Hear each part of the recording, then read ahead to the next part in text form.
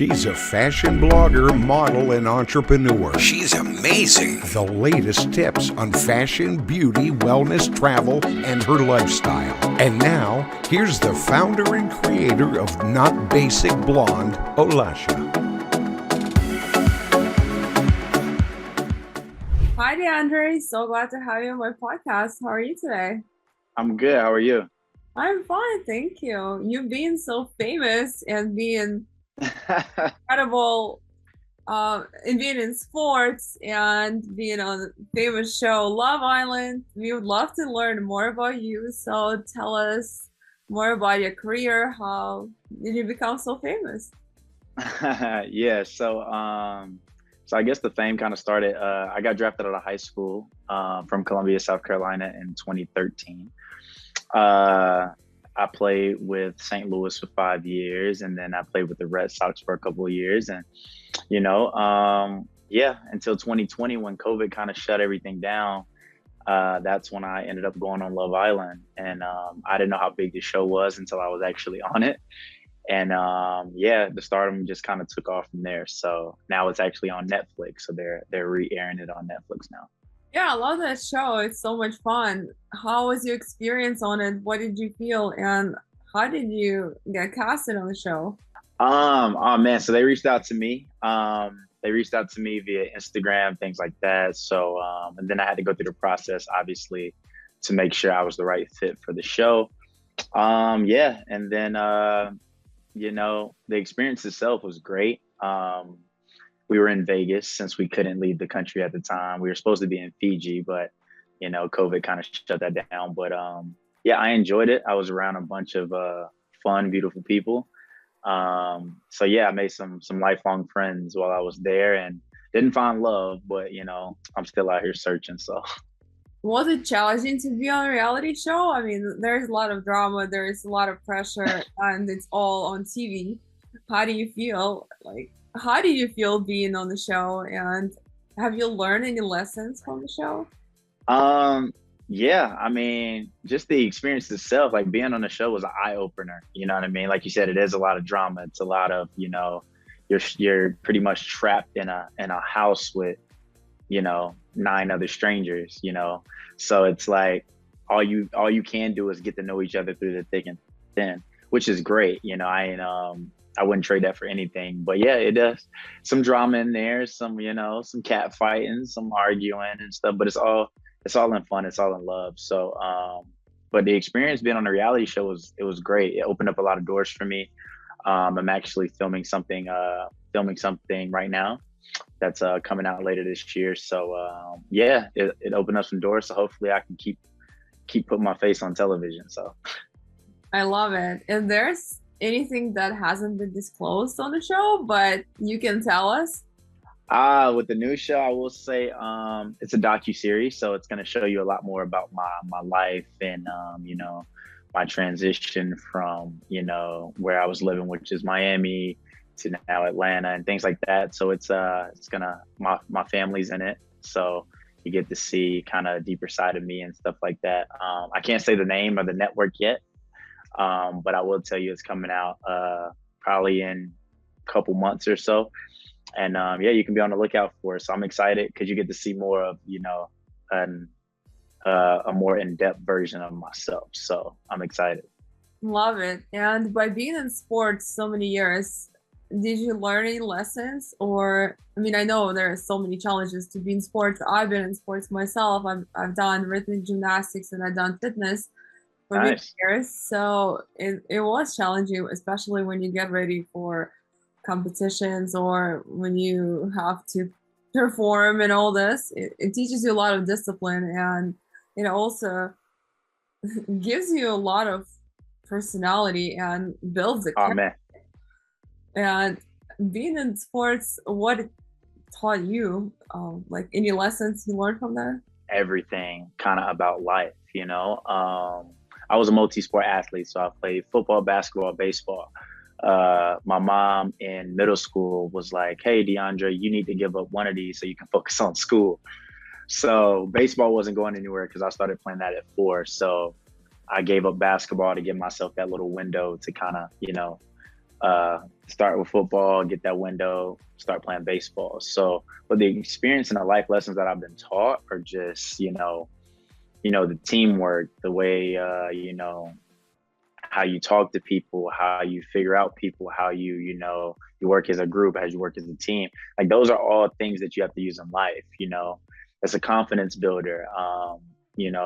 Just from guys pushing you in the weight room to, challenges on the field and just how to persevere and kind of, get to that finish line, even though it may not look like you can, or, you don't want to. So that just for me in life is huge, because now I can make other strides, because like you said, I can step into those rooms and talk to those people and kind of, see things from their perspective, because I've been in a team aspect my whole life. So it's like, okay, I can see where you're coming from. How can I help you? How can you help me?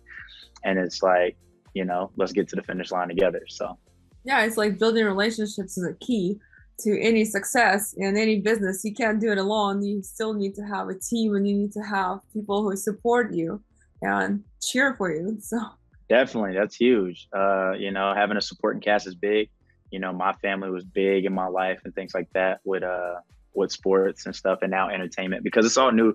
It's all new to all of us. I thought I was going to be a baseball player for the rest of my life until COVID happened, and then now I'm breaking out in the television space. So, and I think I have a pretty long career in that as well. So it's going to be good. Yeah, man, the supporting cast is huge. So, the people that you have in your life, don't take those people for granted. So, you got to take it as it is. love how you said it. It's so true. And by you being on the show, what did you notice as far as dating and struggles that our generation, like the most, I guess, struggles with? Ah, man, being on the show. Well, first of all, I want to put out there that I did go on the show looking for a girlfriend.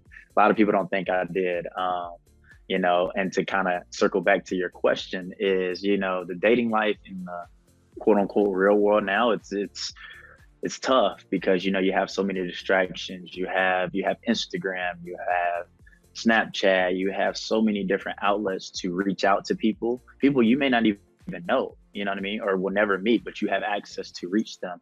So it's like, if your real life isn't being the best at the time, it's like, oh, okay, well, I can just reach out, or go fishing on Instagram and things like that. And that to me is kind of it makes relationships hard,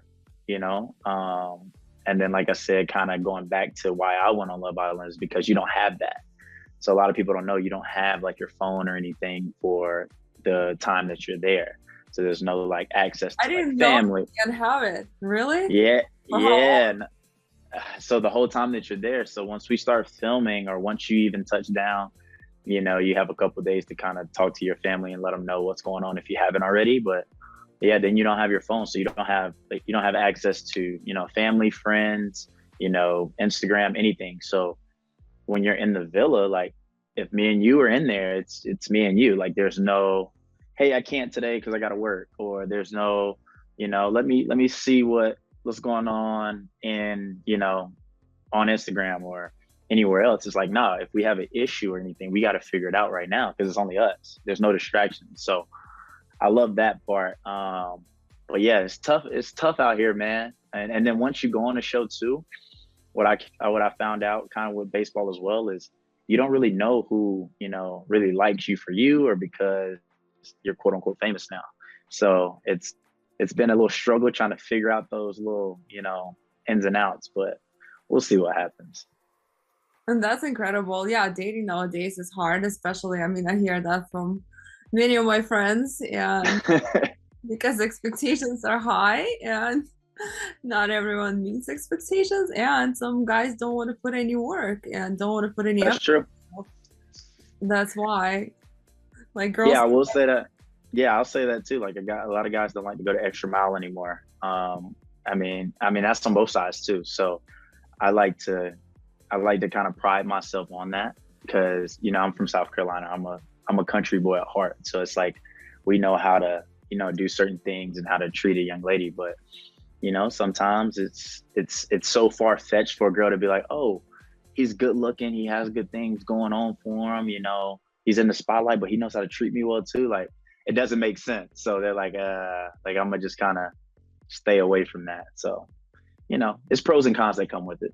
Yeah, and then so many girls probably think, as far as you, they think if you're famous, you have so many girls around you, so you have a lot going on, and they don't even try. So I think that's probably one of the things. And also, like nowadays, dating, yeah, like you said, it's so many distractions too, and there's so many apps, and but there are also so many independent women right now that don't want to deal with bullshit, and that's why they don't even want to date. This is true. This is true. And it's a lot of bullshit out there. I will be the first to say it. Yeah. I will be the first to say it. But in that same breath too, like I said, there are some, not just talking about myself, there are some like good dudes out there that are like, they still know how to treat a woman and they still want that long-term thing. I was actually somebody sent me a clip from the Netflix season that they just put on there, and it was me saying like I want a 20-30 year like marriage, and they were like, wow, like guys don't really want that anymore. And I'm like, yeah, like I want to be with somebody to where I can have that, I want to build something and continue it with somebody. So it's still a few of us out here that are, Well, I'm glad you're giving hope to the girls.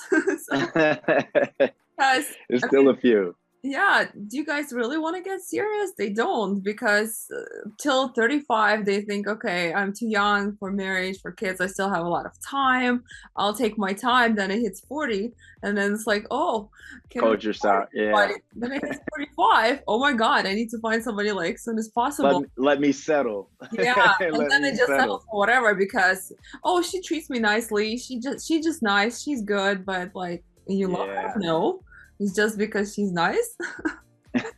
Well, yeah, that was one thing I was kind of fortunate about too, because I'm 27. So everybody's like, oh no, you're in your prime, you got everything going, you got all the girls, you got this.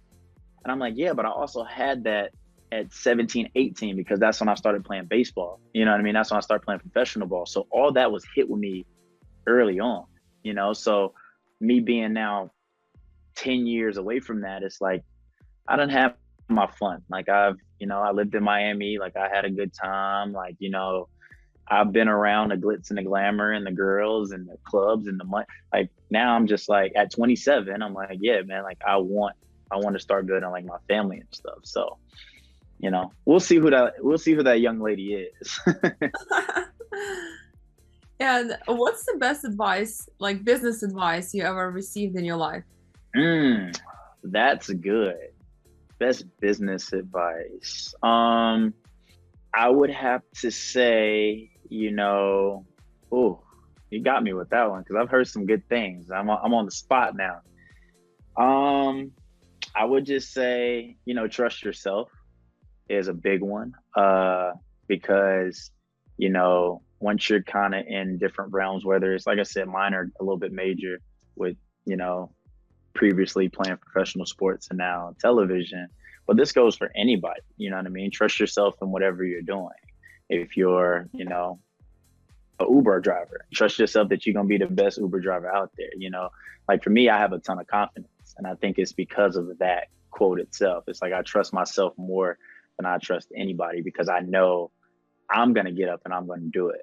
I'm going to get up and I'm going to make it happen, whether you're in my corner or you're not. So it's like, that's one thing I would say to the masses is, trust yourself, even when people around you are like, that sounds stupid, that sounds dumb, or how you gonna do that, or why are you gonna do that?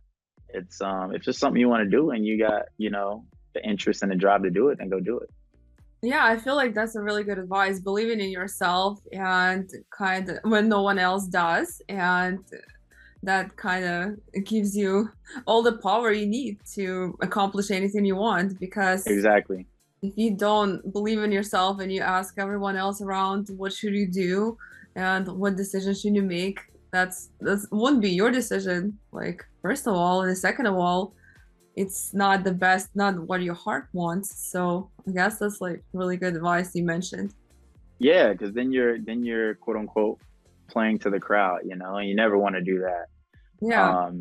You want to be your own person, because there's no one else like yourself out there. So just you got to grab hold of that and kind of just go for what you want. And in the times that we're in now, COVID showed a lot of people that, yo, I don't have to, do something I don't want to do. I can step out and, take this risk, because like you said, you never know when all that's going to be taken. So you might as well do something you want to do. Right. So I'm seeing a lot more of it now. So it's actually, it's exciting to see what's going to happen.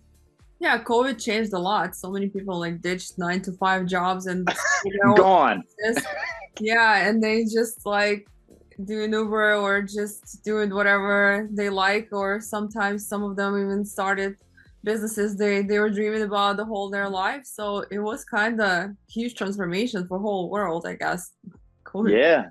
I mean, yeah, in my case, and I kind of use that as like fuel myself too, because I grew I my know it's a lot of guys. in COVID There you go. And here we are.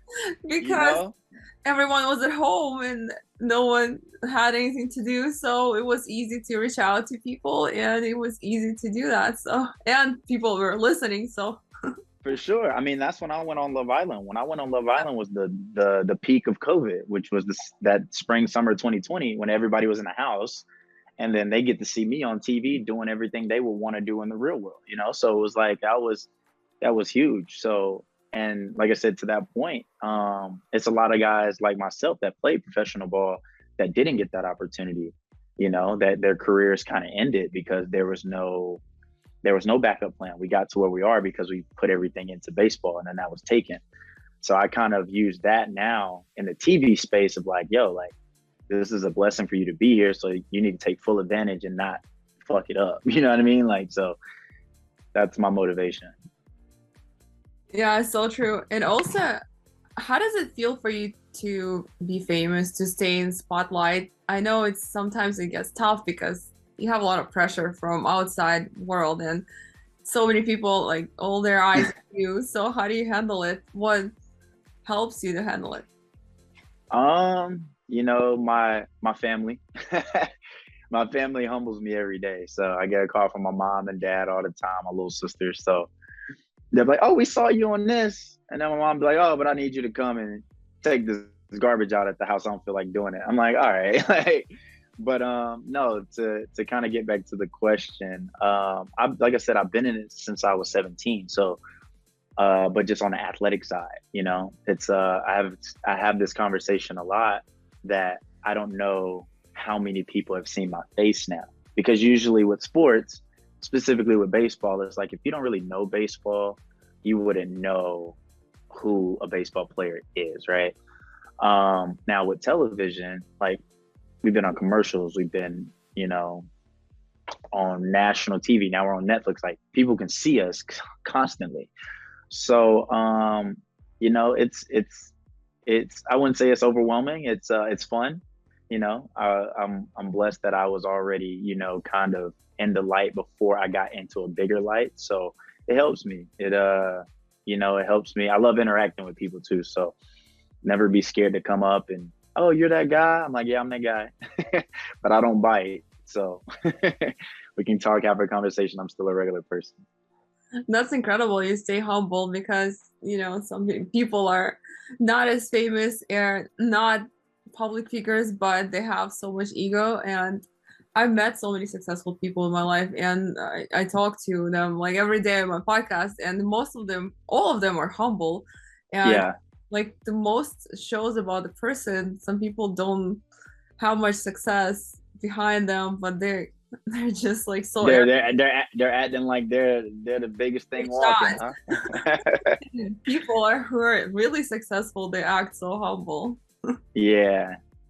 What's that saying? It's like the confidence is quiet and then insecurities are loud. Yeah. You know what I mean? Like Yeah. the quietest person in the room is probably the most important person in the room because they're listening instead of like going. Sometimes I come in and I meet new people and I just sit there and I just watch. And after all, they kind of Google me or something. They come up to me, "Oh, I didn't know you do all this. And you didn't say it." I was like, well, Mhm. I didn't think it was a big deal. But And they see it too. Like they can see it. Like I'm sure if you walk into any room, you're already getting eyes on you. You know what I mean? And it's not off of just looks, it's off of like demeanor. So that's one thing I kind of pride myself on too, is like when I go into any room, whether that's a baseball field, whether that's you know, a business meeting, whether that's a restaurant. Like, I know I have eyes on me, but I try to control that space every time. So it's like I'm never out of my element, if that makes sense. Why did you decide to quit sports, or you decided to transition? I mean, it was kind of like I said, COVID. If it was up to me, like I would still, be living my childhood dream, which is baseball. But a higher power told me that, this is a different way you can do it. So, uh, yeah, COVID kind of took the reins away from me. But I'm glad that I'm in this space now because I don't have to think about all the little things when it comes to playing professional sports. Like there's a draft every year. I was drafted at 17, so they're looking at a younger guy that's going to come in and take your spot.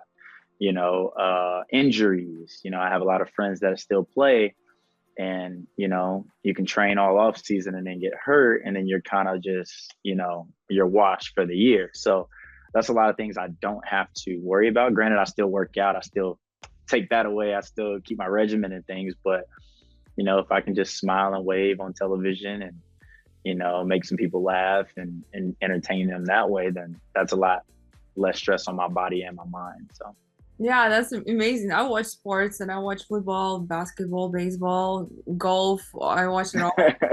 Fights, UFC fights, so all of that. And I see so many injuries the players have to go through, especially like this guy from Buffalo Bills that went through crazy injury right now. Man, Damar, yeah, Whole, man. like world was praying for him. Finally, he made it.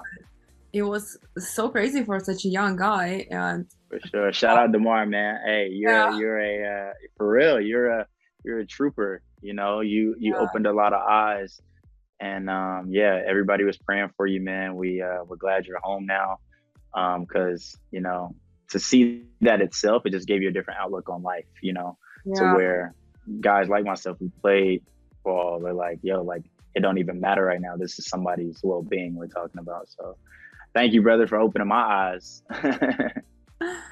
Yeah, that was definitely nerve-wracking situation where everybody was just shocked because it happened on the field and everybody saw it. It's just crazy. Yeah, man. Yeah, but we're good. We're glad he's good now. Yeah, yeah. He's good. Yeah. And especially, I mean, as far as your career, I'm trying to remember what I wanted Hmm. to ask. As far as Love Island, what did you see other people were doing? Did they make any other mistakes in relationships, or did you see any patterns there that actually were so obvious why some people are not in relationships?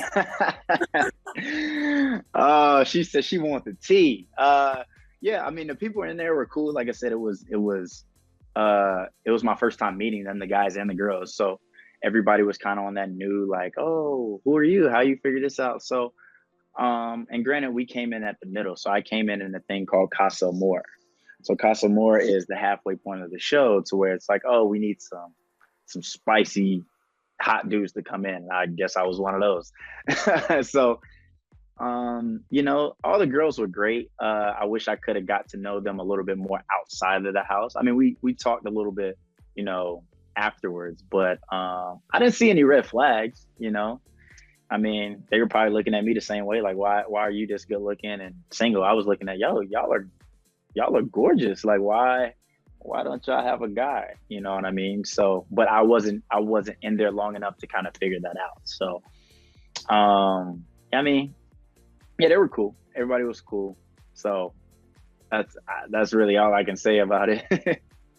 That's amazing. And where can our listeners find you? Your social handles, all the information? Yeah. So I mean, my main one is Instagram. You can find me on Instagram at Asbury14. That's ASBURY 14. I'm not on Twitter, Snapchat, or anything too much. So if you reach out to me on Instagram, then I'll get back to you. I got a lot of followers, but I still reach out to people. Nice. Thank you so much for being my guest. It was such a great conversation. You are more than welcome. Thank you for having me. You look great, by the way.